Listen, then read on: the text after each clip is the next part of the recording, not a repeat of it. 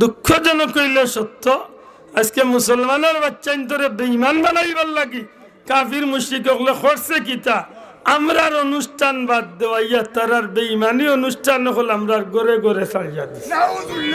মাথা নান বুঝইন জানি গান বাজনা খার অনুষ্ঠান শোনা ভাই নুজরে হক মুসলমানও নিনা অন্য ধর্ম অন্য ভাই যে যেমন মনে হল আমরার দেশে হিন্দু ভাই বোন আছেন তানতানোর কাছে আমার কোনো আপত্তি নাই, তারার ধর্ম অনুযায়ী গান বাজনা করলে আমার কোনো অসুবিধা নাই, কিন্তু এই অনুষ্ঠানটা তো হইল তারার লাগি, এই অনুষ্ঠান আমার ভাই মুসলমান এখানে করব মাত বুঝছেন না।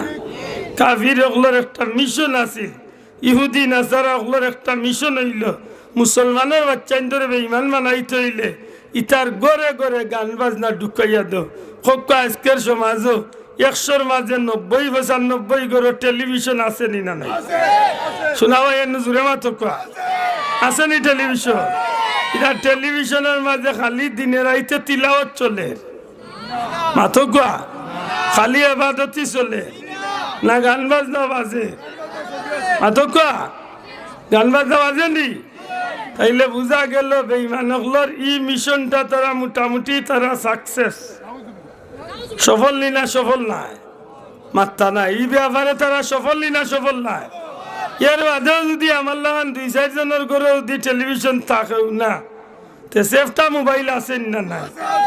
জুড়ে মাতো কি জাত মোবাইল? সেফটা মোবাইল, সেফটা মোবাইল যে ইগুর মাঝে মনে হয় 1 গান বাজনা কিচ্ছু নাই না আছে বাবা, ইকটা মোটামুটি আমরা ঘরে দুয়ারে আমাইছে।